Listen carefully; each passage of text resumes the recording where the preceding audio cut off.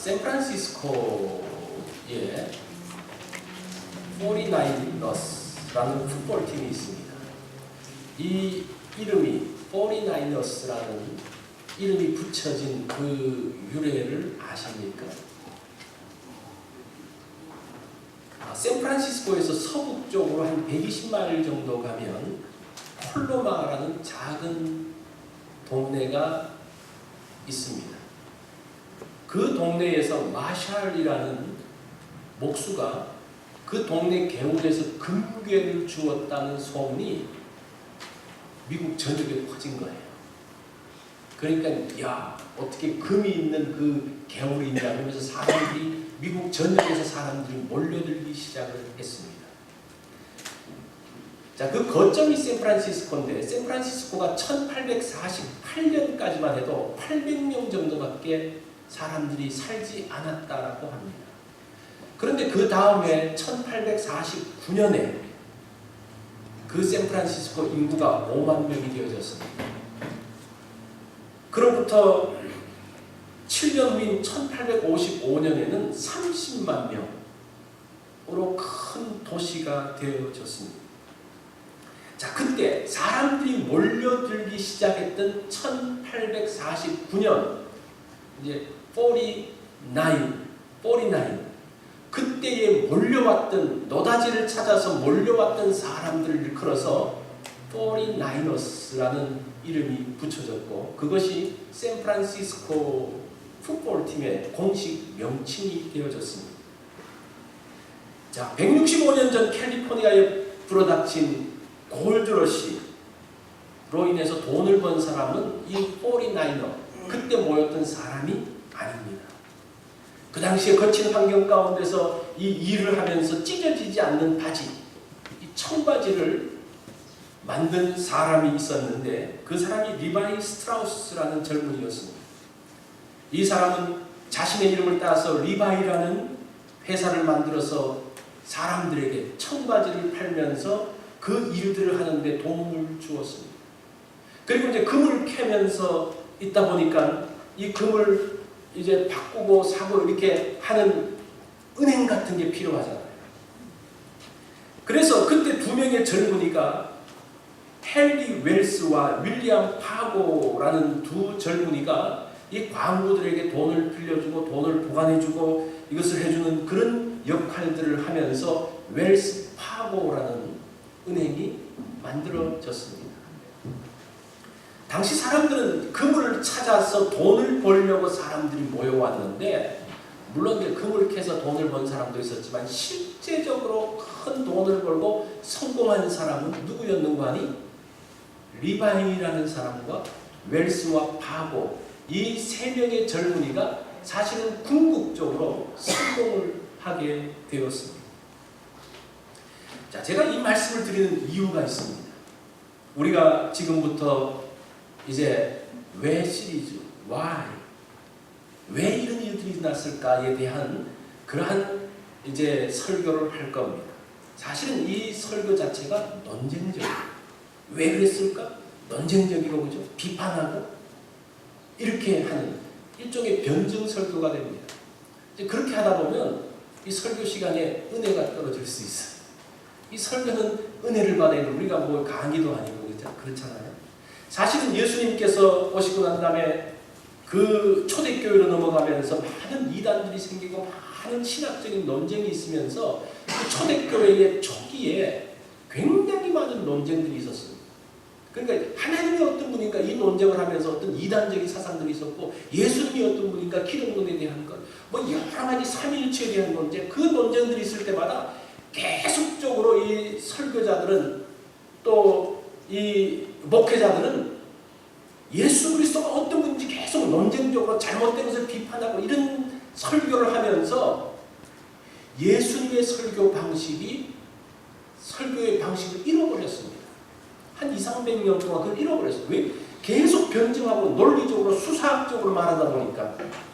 그러면서 예수님의 설교의 형태는 다 없어져 버리고 이제 그런 형태예요.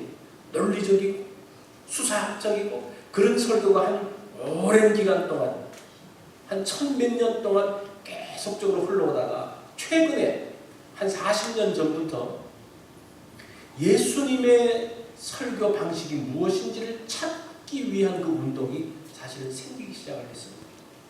우리가 그럴 수 있다는 거예요. 우리가 이런 왜 중요하죠. 왜 선악과를 만드셨는가 중요하죠.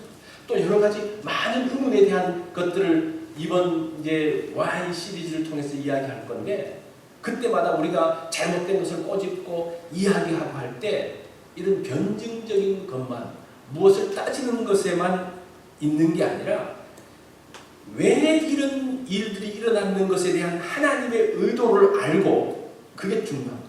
하나님의 의도를 알고 그것을 통해서 우리가 은혜를 받는 그런 시간을 가지려고 합니다.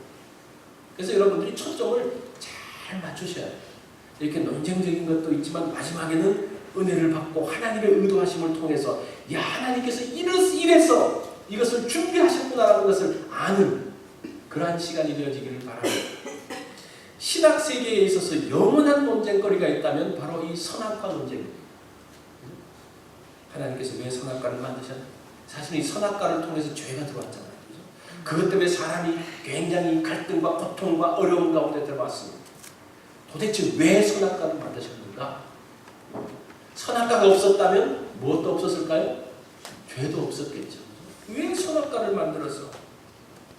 하나님께서 선악과를 심어 놓으셨으면 이 아담과 하와가 따먹는 걸 알았을까 몰랐을까? 하나님이 알았을까요 몰랐을까요? 모르면 하나님이 아니죠. 근데 왜 그렇게 하셨을까? 그걸 모를 리 있냐? 근본적으로 심지 말아야지.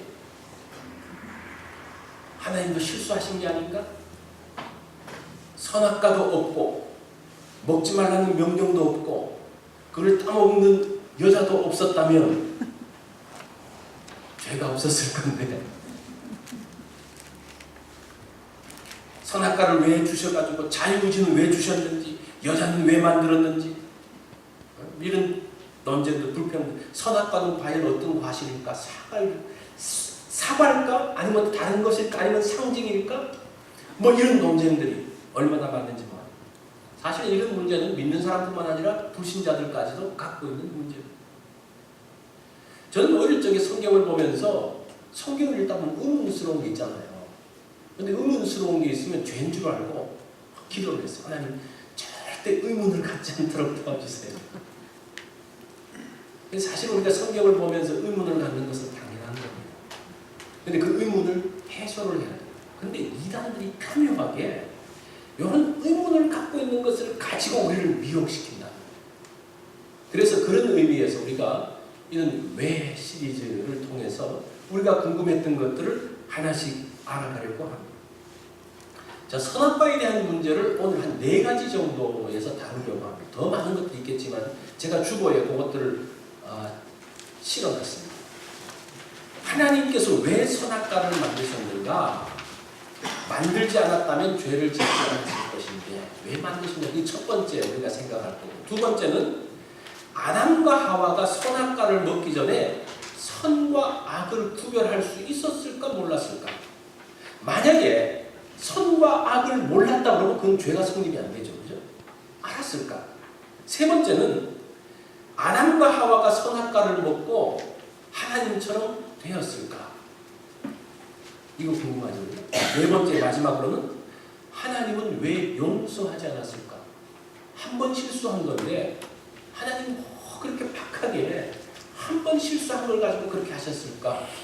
우리가 이러한 큰 4개의 그런 의문을 가지고 오늘 한번 말씀을 살펴보려고 합니다. 첫 번째, 하나님께서 왜 선악과를 만드셨을까? 선악과를 만들지 않았다면 아담과 하와가 죄 짓는 것도 없었을 것인데, 이렇게 생각한 분들이 있을 겁니다. 왜 선악과를 만드셨을까? 그것이 알고 싶죠. 하나님께서 천지를 창조하실 때에 천지를 창조하시면서 가장 먼저 하셨던 일이 무엇인가 하니 질서를 만드셨습니다. 질서. 창세기 1장 2절에 보면 거기에 땅은 혼돈하고 공허하고, 그죠? 그 창조 이전에는 질서가 없었습니다. 혼돈과 무질서 가운데 있었는데 하나님의 창조가 시작되면서 이 우주에 뭐가 생기기 시작한 겁니까? 질서가 생기기 시작. 그래서 하나님께서 해와 달을 만들어 놓으시고, 그죠? 그것을 통해서 이 우주의 낮과 밤을 주관하게 하죠. 그게 질서예요. 그죠? 사람을 만드셔서 어떻게 합니까? 그 사람을 통해서 에덴 동산을 관리하게 하는 그 질서를 만드셨습니다. 하나님께서 남자와 여자를 만드시고, 이 여자를 만드실 때에 남자를 돕는 배필로 삼으시면서 그 하나의 법칙, 그 질서가 만들어졌습니다. 그래서 하나님께서 만드신 그 법칙대로만 살면요, 질서 있게 행복하게 편안하게 살 수 있었습니다. 하나님께서 에덴 동산을 만드시고 난 다음에 선악과를 만드셨는데 왜 만드셨어요? 심심해서 만드셨습니까? 그냥 만드신 게 아니라 그 에덴 동산을 지킬 수 있는 질서가 선악과예요. 그 질서는 뭡니까? 선악과를 따먹지 말아라. 그러면 너희들이 안전하고 행복하게 살 수 있다는 것이 선악과 명령입니다. 그죠? 원래 의도가 그거예요. 3장에 오면서 질서가 너무 허물어지는데 왜 허물어집니까? 하나님께서 질서를 위해서 만들어 놓으신 그 선악과를 따먹으면서 질서가 파괴되어지는 거예요. 그 다음부터 그 가운데 반역이 일어나고 죄가 일어나고 저주가 있고 고통이 생기고 땅과 사람 사이에서 그 갈등이 일어나는 그러한 모습들이 생기게 되는 것을 봅니다. 하나님께서 규칙을 만드시고 선악과를 따지 먹지 말라는 규칙을 만들어 놓으신 것은 그 땅에서 행복하고 안전하게 사는 방식이라는 겁니다. 절대 사람을 어떻게 하기 위한 것이 아닙니다. 그리고 하나님께서 하지 말라는 명령과 법이 있다는 것은 그 에덴 동산의 주인이 누구라는 겁니까? 하나님이라는 사실들을 보여줘요. 우리가 이제 운전을 하면서 교통법규가 있지 않습니까? 가다가 교통경찰에게 잡혔습니다. 그러면서 경찰이 하는 거예요. 아니 교통법규가 없었으면 내가 죄 짓는 것도 아닌데 누가 교통법규를 만들어서 나한테 벌금 딱지를 매깁니까? 이 말이 성립이 됩니까? 성립이 돼요? 아니죠. 그죠? 그거는 교통법규라는 것은 우리를 안전하게 지키는 발판이라는 거예요. 에덴 동산의 규칙이 있다는 것은 에덴 동산을 아담이 다스리긴 했지만 아담 위에 또 모든 것을 주관하시는 통치자가 있다는 사실들을 인정하는 게 그 규칙이고 선악과를 따먹지 않는 법이라는 겁니다. 에덴 동산에서 다 할 수 있어요. 온갖 가시들을 다 따먹을 수 있어요. 모든 것을 다 할 수 있고 하나 안 되는 거예요. 그죠?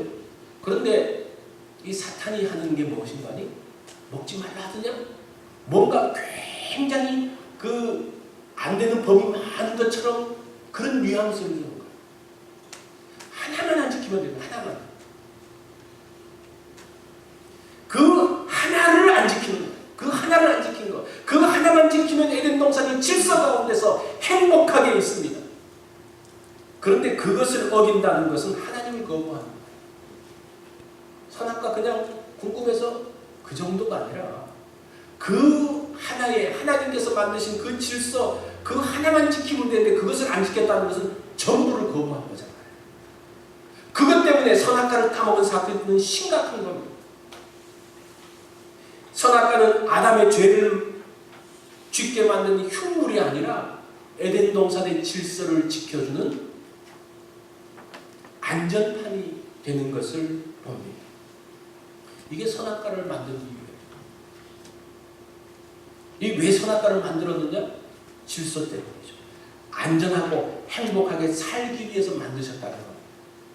자, 두 번째로 또 생각할 것은 아담과 하와는 선악과를 먹기 전에 선악을 구별하지 못했을까? 아담과 하와가 선과 악을 구분하는 시기는 언제였을까? 이 선악과의 원래 이름이 무엇인가 하니 선악을 알게 하는 나무라는 뜻이에요. 선악과 이게 선과 악이 있는 그 나무가 아니고 선악을 알게 하는 나무라는 거예요. 그래서 이거예요. 선악과는 선악 그 과실을 따먹으면 악이고 그냥 두면 선이라는 그 나무예요. 선과 악을 알려주는 기준이라는 것. 그런데 그것을 안다라는 뜻이 히브리어로 야다라는 뜻인데, 이게 어떤, 야다라는 단어인데 이게 어떤 뜻인가 하니 경험하다라는 뜻이에요. 그래서 이제 학자들이 이 단어가 경험하다라는 것이기 때문에 선악과를 따먹으면서 경험하면서 선악을 알게 된 것이 아니냐, 그러면서 이런 말이 나온 거예요. 조금 더 신학적인 논쟁이죠. 자, 선악과를 따먹으면서 선과 악을 알았을까요? 아니면 그 전부터 알았을까요? 만약에 선과 악을 나중에 알았으면요, 아담과 하와는 무죄입니다. 이 죄라는 것은 무슨 기준이 있고 난 다음에 죄가 있지, 기준이 없는 상태에서는 죄가 없거든요. 이 선악과는 사실은 따먹기 전부터 하나님께서 분명하게 말씀해 주셨어요. 선, 악이 무엇인지. 에덴 동산에서 선은 무엇이냐? 선악과를 건드리지 않는 거예요. 에덴 동산에서 악은 뭡니까? 선악과를 건드리는 거예요. 하나님께서 분명하게 말씀해 주셨습니다. 그래서 어떤 분들은 이 선악과를 따먹음으로 인해서 선악을 알게 하는 지혜가 왔기 때문에 이 선악과를 따먹은 아담은 위대한 인류의 발견을 했다, 이렇게 말하는 사람도 있어요. 이 말은 마치 프로메테우스, 이 프로메테우스가 누군가 하니 불의 신이잖아요. 그 신의 명령을 어기고 제우스, 그리스 신화의 제우스의 명령을 어기고 인간들에게 불을 전해준 신. 그것 때문에 이제 이 사람이 벌을 받는다. 그렇지만 이 프로메테우스 때문에 인류는 불을 발견하게 되어지고 굉장히 발전하게 됐다는 그런 그리스 신화가 있는데, 아담을 거기에 딱 올려놓으면서 아담이 선악과를 따먹으면서 선악을 알게 하는 지혜가 왔기 때문에 아담은 대단한 사람이다, 이렇게 말하는 사람들이 있어요. 사실 그건 잘못된 겁니다. 이미 그 전에 하나님께서 선과 악을 분명하게 말씀해 주셨습니다.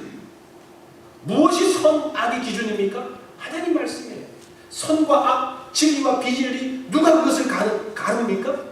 하나님의 말씀입니다. 그래서 성경, 하나님의 말씀을 캐논이라고 해요. 캐논. 이 캐논은 자라는 뜻입니다. 자. 기준이라는 뜻이죠. 그런데 그건 제가 다음에 말씀드리고, 이 에덴 동산에서도 선악과를 알기 전부터 선악을 구별할 수가 있었다는 겁니다. 근데 선악과는 따먹은 것은 악을 알면서도 아담과 하와가 했다는 거죠. 자, 세 번째, 아담과 하와는 선악과를 먹고 하나님처럼 되었을까? 자, 이게 또 중요한 이슈인데, 뱀이 그러잖아요. 그것을 먹는 날에는 눈이 밝아져서 하나님처럼 된다라는 이야기입니다. 근데 창세기 3장 22절에도 보면 뭐라고 말하는 거 아니? 여호와 하나님이 이르시되 보라, 이 사람이 선악을 아는 일에 우리 중 하나와 같이 되었으니, 이렇게 이야기해요. 사탄이, 이 뱀이 하는 말은 사탄은 거짓말장이니까 하나님처럼 안 되는 것으로 아는데, 하나님이 뭐라고 그러시는 거 아니? 이 사람들이 선악과를 먹으면서 선악을 아는 일에 우리 중 하나같이, 이 삼위일체 하나님을 말하는 거죠. 우리 중 하나같이 되었다라고 이야기합니다. 이게 무슨 말입니까? 아담과 하와가 하나님처럼 하나님이 됐습니까? 그건 아니죠. 하나님 되지 않았습니다. 이 말은 무슨 말인 거 아니? 이전에는 선과 악을 구분하시는 분은 누굽니까? 하나님이죠. 하나님이 선과 악, 진리와 비진리, 옳은 것과 그런 것을 구분하는데, 선악과를 따먹고 난 다음에는 인간이 선과 악을 구분하기 시작했다는 거예요. 이게 뭐예요? 하나님을 대적하는 거죠. 하나님은 분명히 이것이 선이고 이것이 악이라고 하는데, 인간은 다른 기준을 가지고 선과 악을 이야기하기 시작했다는 거예요. 지금 그 말씀이에요. 이것이 사실은 비극의 시작이에요. 오늘 이런 해괴한 일들, 이 선악의 기준이 다 달라지면서 해괴한 일들이 생기는 거예요. 결혼이 뭐냐? 남자와 여자가 하는 게 아니고 남자와 남자, 여자와 여자가 하는 것도 결혼이다. 그 누가 기준입니까? 자기가 기준이에요. 사실은 그것이 어디서부터 생겨나게 된 겁니까? 여기서부터 생겨나게 된 거예요. 선악과를 따먹으면서 내 기준을 이야기하는 거예요. 그러면서 아담과 하와는 선악과를 먹고 난 다음에 존재론적으로 하나님이 된 것은 아니지만, 선과 악을 구분하는 위치에 있다라고 생각을 하면서 자신이 하나님과 비슷한 위치에 서려고 합니다. 그것이 선악과의 사실은 심각한 문제입니다. 결코 그들은 하나님처럼 되어지지 않았지만 사실은 선과 악을 아는 그 악한 일에 하나님처럼 행동하게 되어지는 그것을 말합니다. 자, 마지막 네 번째로 하나님은 왜 선악과를 따먹고 실수가 있는 것을 용서하지 않으셨는가? 실수를 기다리다가 그래 잘됐다. 너 실수했으니까 내가 혼내줄 거야. 그렇게 하신 하나님인가? 이것 또한 우리가 생각해야 될 중요한 내용입니다. 하나님은 인간들도 한번 실수는 용서해 주잖아요. 그죠?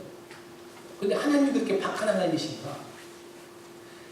자, 이 말씀을 보면 아담과 하와가 범죄하고 난 다음에 어떻게 합니까? 3장 9절에 보면 아담과 하와가 범죄하고 난 다음에 눈이 밝아져 자신이 벗은 것을 알고 무화과 잎으로 옷을 만들고 숨어버립니다. 그런데 하나님이 어떻게 하십니까? 그들을 찾아가시죠. 3장 9절을 보십시오.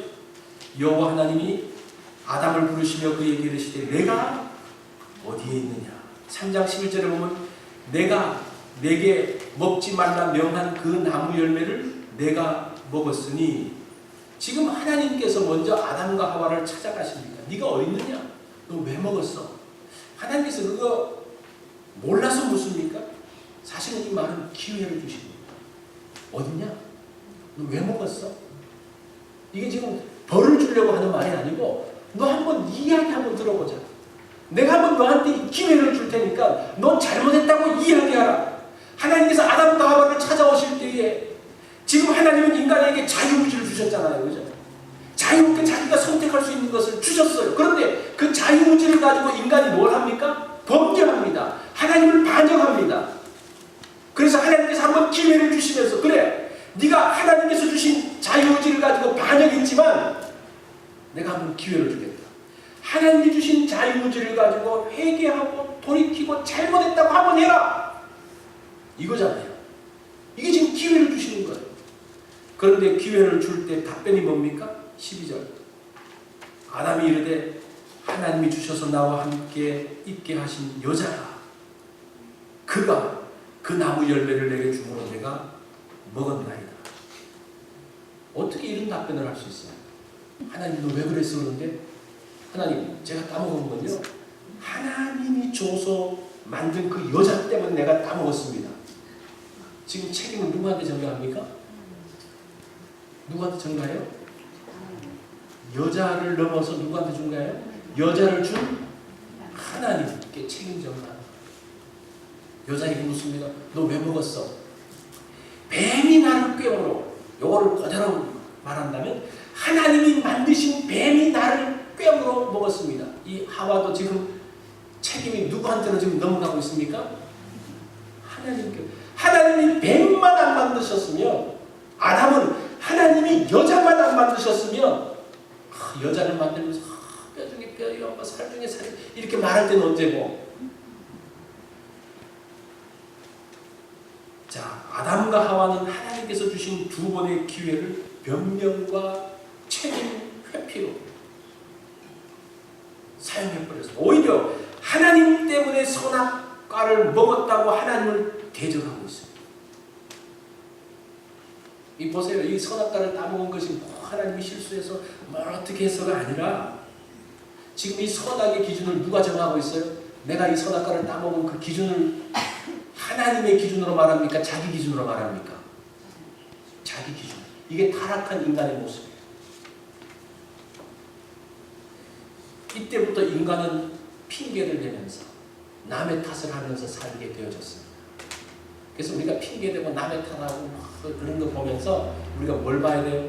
아, 저것도 아담의 후손이구나. 그렇게 보면 정확한. 자기의 잘못을 인정하지 않으면 끝까지 핑계를 대요. 어떤 분이 그러시더라고요. 자기가 동생이 있는데 한 10살 터울 이상 나는, 뭐 이제 이렇게 첫째와 막내 그 정도 아니었죠. 근데 그 동생이 2살 때에 문지방을 넘어가다가 넘어졌대요. 넘어져서 아프니까 막 아무리 달래도 달래지 않더라고요. 울음을 그치지 않아요. 그런데 엄마가 와가지고 한마디 딱 하니까 울음을 딱 그쳤다는 거예요. 이게 무슨 말 했는 거 아니에요? 엄마가 하는 말. 문지방을 때리면서 떼기. 우리 아이를 넘어뜨려. 그러니까 그 말을 듣고 애가 울음을 딱 그쳤다는 거예요. 이게 아이가 지금 뭐예요? 넘어진 게 누구 탓이라는 겁니까? 내 탓이 아니고 문지방 탓이라는 거예요. 이게 아담의 후손의 모습입니다.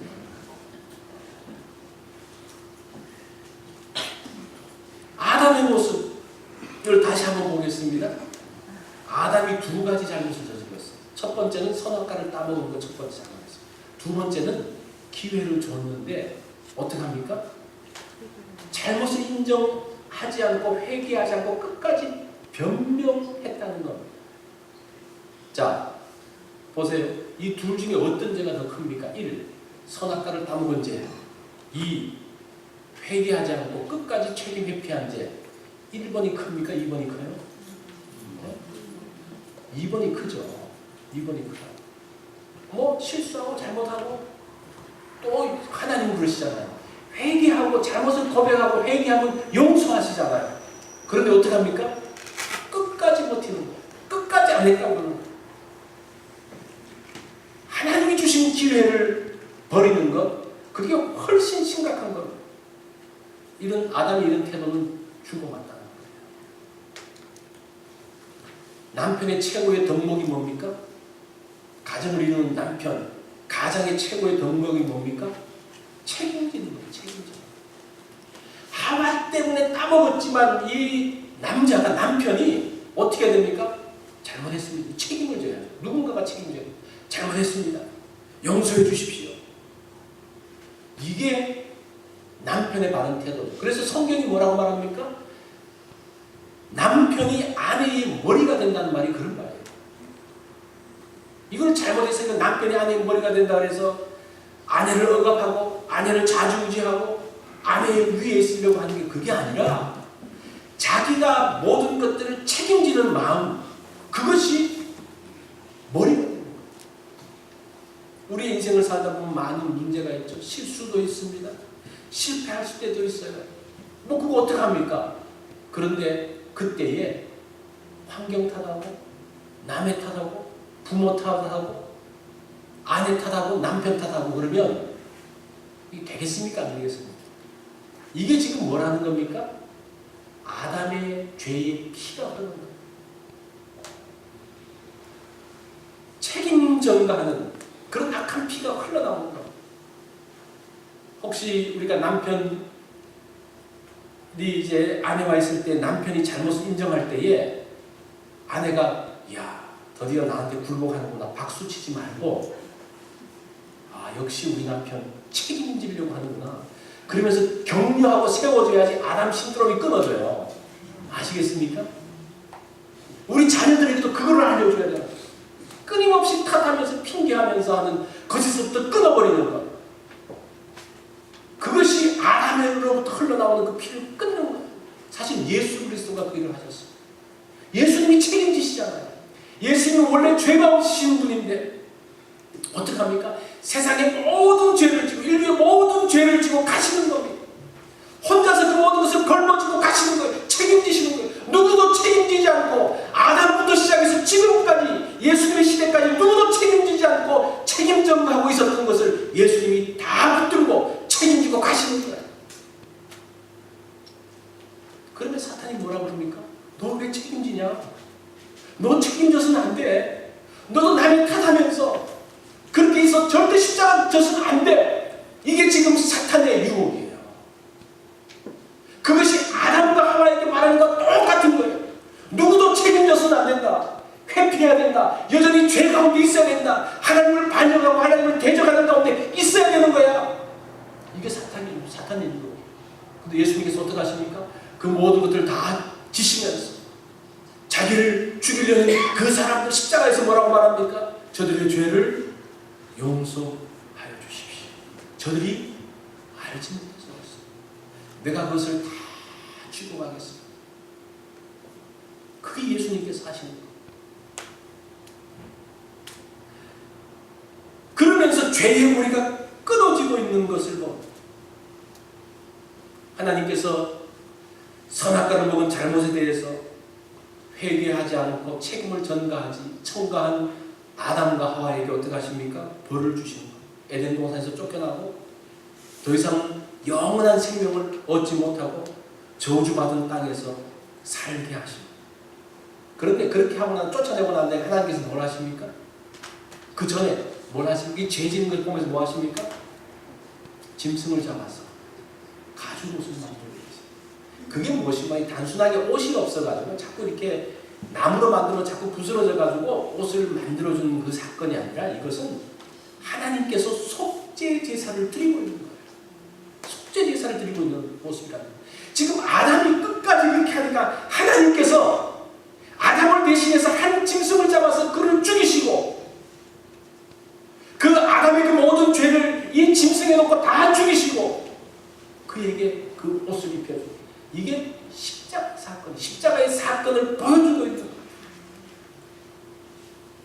사실 이 선악과 가운데는 그 하나님의 아픈 마음이 있지만 그 하나님을 배반하는 그 아담으로 인해서 그 아픈 마음이 있지만 그러다 어떻게 합니까? 그래도 포기하지 아니하시고 끊임없이 사랑하시며 아담을 붙드시는 그 하나님의 사랑, 그 하나님의 사랑은 결국은 자기 아들 예수 그리스도를 죽이시는 그 자리까지 나가는 그 결심을 하나님께서 그때 하시는 거예요.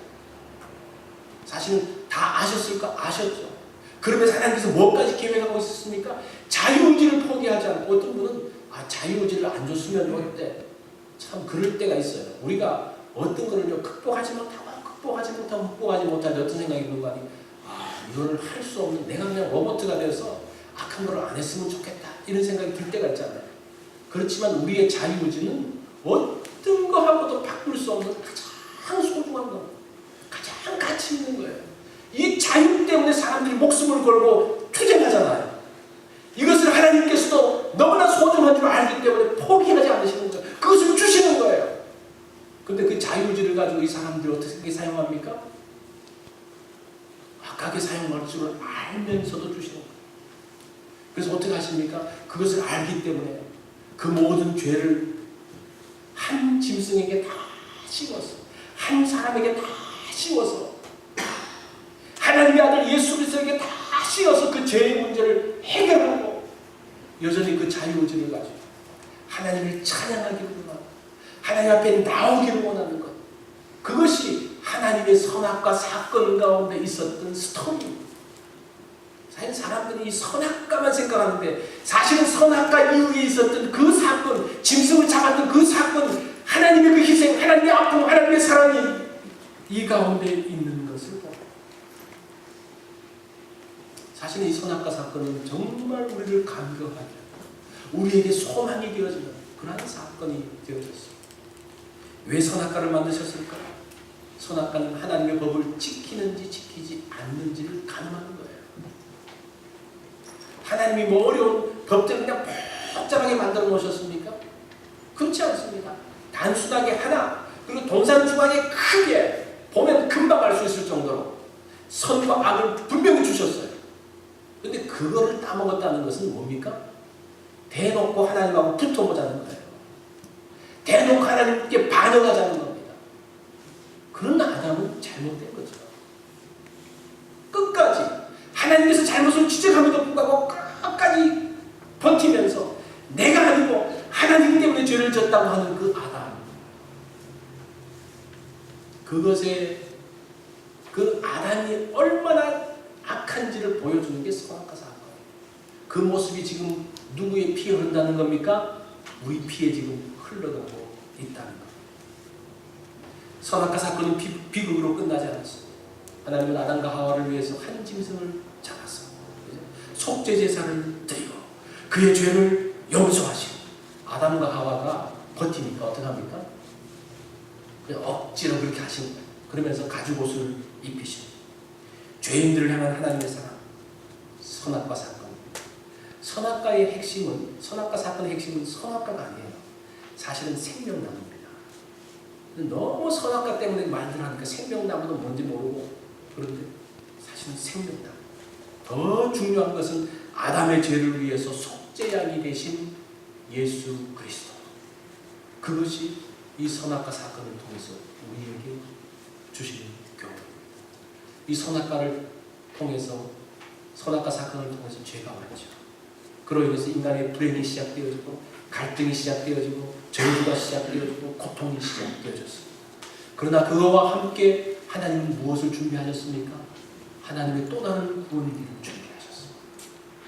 그것은 그냥 만들어진 것이 아니라 하나님의 아픔, 하나님의 그 아들을 죽이시는 그 정말 아가페적인 사랑을 통해서 다시 아담을 회복시키시고 다시 우리를 회복시키시는 그 사건. 그것 때문에 우리가 지금 이렇게 사는 것. 하나님의 백성으로, 하나님의 자녀, 천국 백성으로 사는 겁니다. 왜 선악과를 만드셨습니까? 그것은 우리의 논쟁거리가 아니라 정말 하나님의 그 마음을, 예수 그리스도의 십자가 사건을 보여주는 중요한 사건. 우리 다 같이 기도하겠습니다.